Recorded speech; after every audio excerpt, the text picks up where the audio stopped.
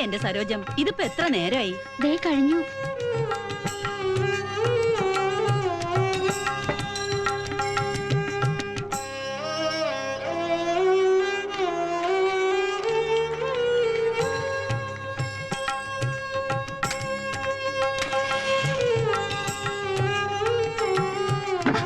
സൂക്ഷിച്ച് വീഴാൻ നിൽക്കണ്ട.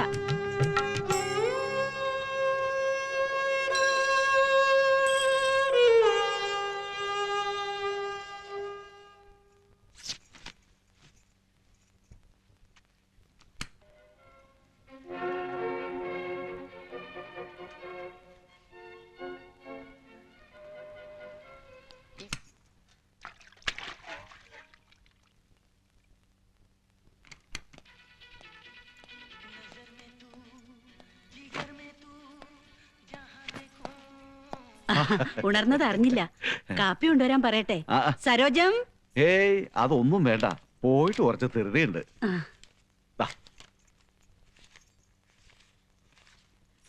ശിവു പൊയ്ക്കളല്ലേ, ഒരു കാര്യമുണ്ട്. സമയം കിട്ടുമ്പോഴെല്ലാം വരണം. എന്റെ കുട്ടികൾ താങ്കളെ ശുശ്രൂഷിക്കാൻ എപ്പോഴും തയ്യാറായിരിക്കും. ഓ വന്നോ? അലക്കാൻ കുറച്ച് അധികം ഉണ്ടായിരുന്നു. എന്നാ ഞാൻ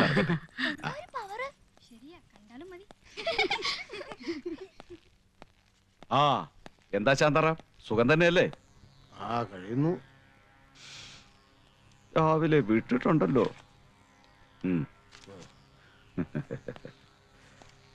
രാവിലെ തന്നെ മൂക്കറ്റം കുടിച്ച് നിങ്ങൾ ഇതെന്ത് ഭാവിച്ച ശാന്താറാം? ആ പെണ്ണിനെ ഓർത്തെങ്കിലും നിങ്ങൾക്ക് ഇതൊന്ന് കുറച്ചൂടെ? കഷ്ടം തന്നെ.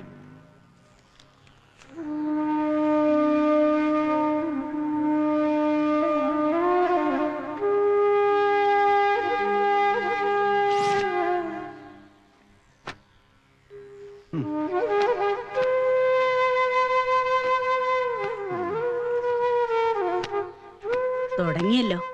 അതെല്ലാം സരോജൻ നേരത്തെ തുടച്ചു വെച്ചു. നിങ്ങൾ അകത്തു പോയി എന്തെങ്കിലും കഴിക്കാൻ നോക്കൂ ശാന്താറാം. ഈ കിണ്ണാങ്കൃതികൾ കൊണ്ട് എന്തെങ്കിലും ഗുണമുണ്ടെങ്കിൽ വേണ്ടില്ല.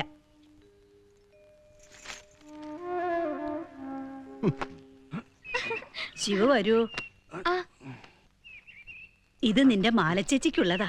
പുരയിലമ്മ അവൾക്ക് വേണ്ടിയിട്ട് ടൗണിന്ന് വാങ്ങിയതാണെന്ന് പ്രത്യേകം പറയണം. അതെ, നിന്നെയല്ല, ഇവിടെ. കൃഷ്ണൻ പോയി വൈദ്യരെ ഒന്ന് കൂട്ടിക്കൊണ്ടുവരൂ. ലളിതയ്ക്ക് ഇത്തിരി കൂടുതലാ. അതുകൊണ്ടൊന്നും ഒരു കാര്യവുമില്ല. വൈദ്യരുടെ ചികിത്സ അല്ലായിരുന്നു ഇത്രയും നാളും. ടൗണിൽ ഏതെങ്കിലും നല്ലൊരു ആശുപത്രി കൊണ്ടുപോയാ. വിഡിത്തരം പറയാതിരി കൃഷ്ണ. ഇവിടെ ഇങ്ങനൊരു രോഗിയുള്ളത് പുറത്തറിഞ്ഞാ പിന്നെ എല്ലാവർക്കും കൂടി ഭജനയും പാടിയിരിക്കാം.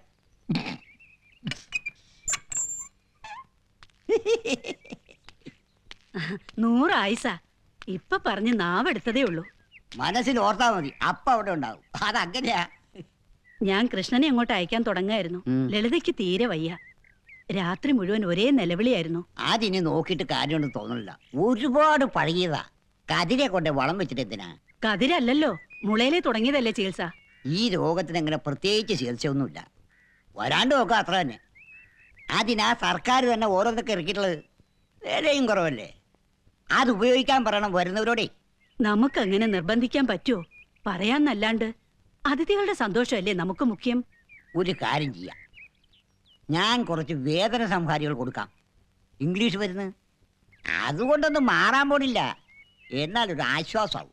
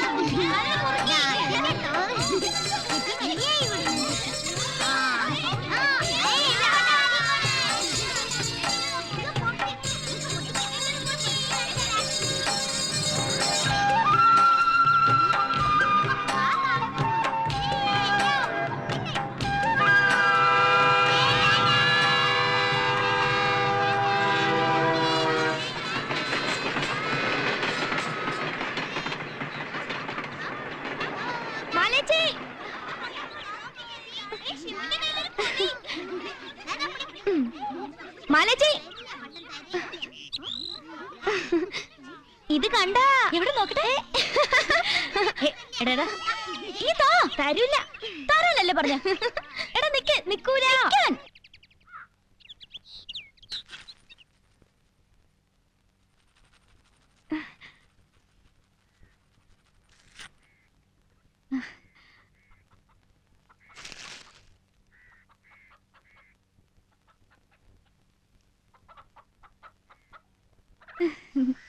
ആയ് നല്ല വാസന. ചേച്ചിക്ക് എന്തൊക്കെ സാധനങ്ങളാ കിട്ടുന്നേ? ചേച്ചി അടുത്തന്നെ പൊരയിലേക്ക് കൂട്ടിക്കൊണ്ടു പോകുന്ന എല്ലാരും പറയണേ.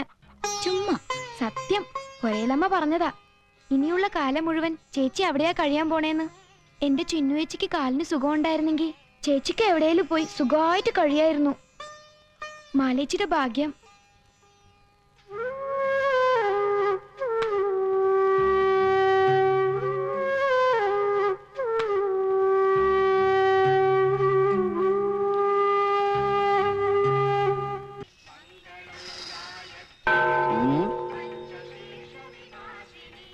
വന്നിപ്പോ അമ്പലത്തിൽ ഭക്തന്മാരായ കൂടുതൽ തെണ്ടികളാ വരുന്നു. പെണ്ണെന്ന് ശരിക്ക് കൊയ്ത മട്ടുണ്ടല്ലോ. ശിവുവിന്റെ കീശക്ക് നല്ല കനം. അവന് സുഖിച്ചില്ല. ലായക്കം തോട്ടി പണി കഴിഞ്ഞ് ചേരിയിലെത്തുമ്പോ കയ്യിലൊരു പൊടിക്കുഞ്ഞുണ്ടായിരുന്നു. വസൂര് വന്ന് തോട്ടി ചത്തപ്പോ ആ ചട്ടിയായിരിക്കും ഒരു ആങ്ങളെ. തന്തക്ക് പറക്കാത്തോണ്ട് ഒരു പോക്ക്.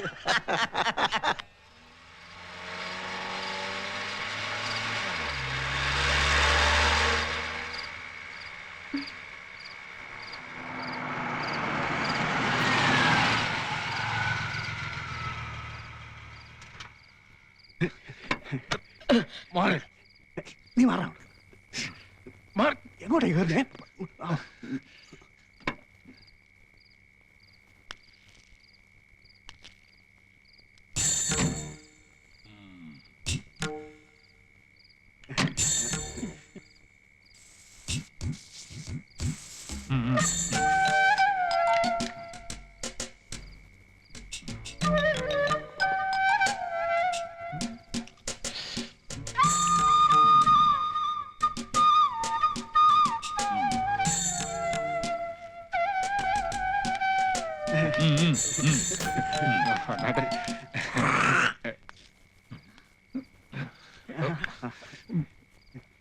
അയ്യോ കോളാമ്പി.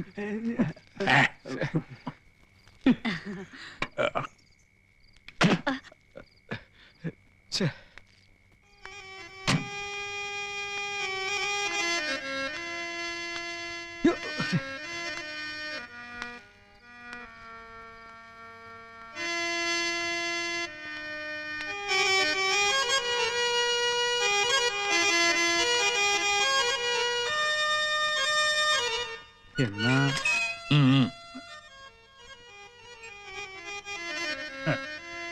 ശാന്താറാമിന്റെ കലാപരിപാടികൾ കഴിഞ്ഞില്ലേ ഇതുവരെ? ഒന്ന് നിർത്തൂ ശാന്താറാം. 24 മണിക്കൂറും അതിനു മുമ്പിലാ.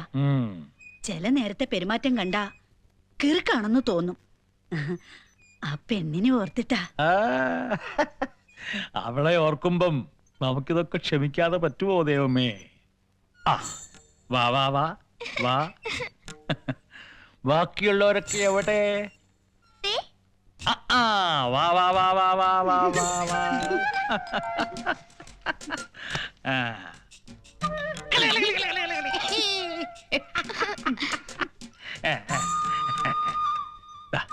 ഇത് എല്ലാവർക്കും കൊടുക്കണം.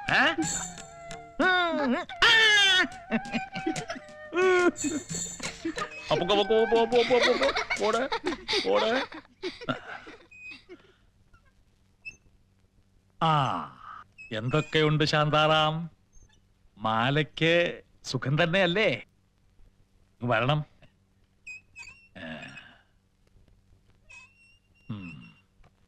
ഇത് മാലയ്ക്ക്.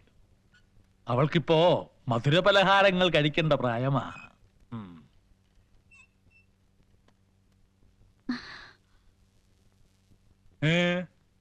അകത്തേക്ക് വരാം. യാമി ഒരുങ്ങി.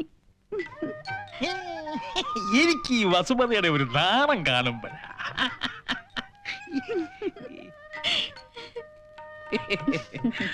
ആ ഇനി താമസിച്ചാൽ യാമിക്കതൊരു മുഷ്ടിലാവും. അങ്ങനെയല്ലേ ശാന്താറാം? പറ്റി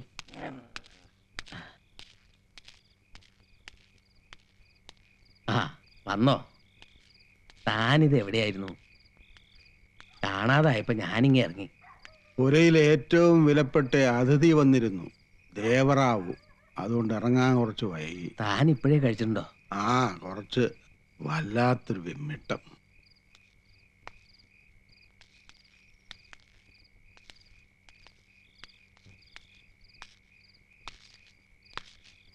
എന്തോ പൊതിയൊക്കെ മാലയ്ക്കാ?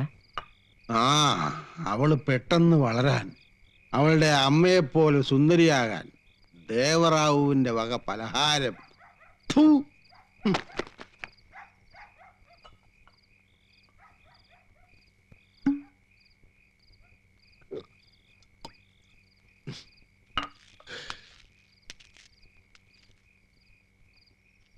വിധിയാണടോ. അല്ലെങ്കിൽ 15 കൊല്ലം മുമ്പ് ഉദയപുരത്ത് കച്ചേരിയും കഴിഞ്ഞു പോയ ഭാഗവതർ എന്തിനാ ദേവദാസിപുരയിൽ ചെന്ന് കയറിയത്? കലാകാരന്റെ ദൗർബല്യം. പെണ്ണിനെ അറിയാത്തവനൊന്നും ആയിരുന്നില്ലല്ലോ ശാന്താറാം. എന്നിട്ടും പെട്ടുപോയി. എന്റെ പാട്ടിനൊത്ത് അവളുടെ ചിലങ്കുകൾ ആടിത്തിമിർത്തപ്പോ, ആ നനഞ്ഞ വിരലുകൾ എന്നെ സ്പർശിച്ചപ്പോ, അപ്പോഴൊക്കെയും അന്നോളം അനുഭവിക്കാത്തൊരു സുഖം, ഒരാനന്ദം. ദാസിപ്പുരയിലെ ചൂട് തേടിപ്പോയവന് അന്ന് കിട്ടിയത് അതൊന്നും ആയിരുന്നില്ലടോ. നെഞ്ച് നിറച്ച്, മനസ്സ് നിറച്ച് സ്നേഹമായിരുന്നു.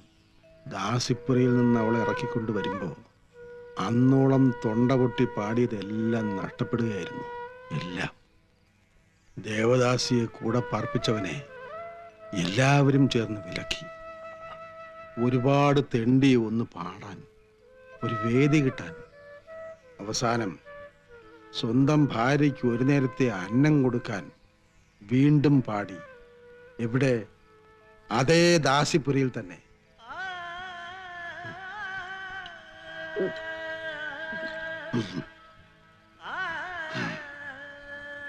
ശാന്താറാമിന്റെ കണ്ണീരിന്റെ ഉപ്പ് നുകരാൻ എന്നും അവൾ കൂടെ തന്നെ ഉണ്ടായിരുന്നു. കണ്ണു തുറക്കാത്തൊരു ചോരക്കുഞ്ഞിനെ തന്നിട്ട് അവൾ പോകുന്നത് വരെ. അവൾ മരിച്ചിട്ടും ശാന്താറാം തളർന്നില്ലടോ. മനസ്സ് തളരാതിരുന്നിട്ടും ശരീരം തളർന്നു. രോഗിയായി. ആകെയുണ്ടായിരുന്ന വീടും പോയി. ഇപ്പോ എനിക്ക് പേടിയാകുന്നടോ. ശരിക്കും എന്റെ കുട്ടിക്ക് വില പറയുക അവരിപ്പോ. അവള് വലുതാകാൻ കാത്തിരിക്കുക. തനിക്ക് മകളെയും കുട്ടി എവിടേക്കെങ്കിലും പോയിക്കൂടെ? എവിടേക്ക്? അതും ഈ ശരീരവും കൊണ്ട്. തെണ്ടിയിട്ടാണെങ്കിലും ഒരു നേരത്തെ ഭക്ഷണം ഉണ്ടാക്കാമെന്ന് വയ്ക്കാം. അതുമാത്രം പോരല്ലോ. അവളുടെ പ്രായം, അത് അവളെ എവിടെയെങ്കിലും രക്ഷപ്പെടുത്തുമോടോ? പിന്നെ കൊടുക്കില്ലടോ. ഞാൻ ഒരു സമ്പ്രദായത്തിനും ഞാൻ അവളെ കൊടുക്കില്ല. കൊക്കിൽ ജീവനുള്ളിടത്തോളം അവളെ ഒരു ദേവദാസിയാക്കാൻ ഞാൻ സമ്മതിക്കില്ല. ജീവിതത്തിൽ എല്ലായിടത്തും തോറ്റ ഈ പാവം ഭാഗവതർക്ക് എവിടെയെങ്കിലും ഒന്ന് ജയിക്കണ്ടേടോ. ഏയ്, എന്താ ഇത്? താനിത് കഴിച്ചേ, എന്നിട്ട് വാ.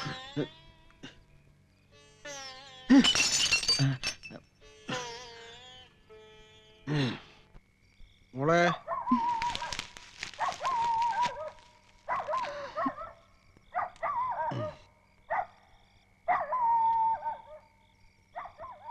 മോള് വല്ലതും കഴിച്ചോടി? അച്ഛനെടുത്ത് വെച്ചിട്ടുണ്ട്. ആ, അച്ഛാ. വേണ്ട, മോള് കിടന്നോ. അച്ഛൻ എടുത്ത് കഴിച്ചോളാം.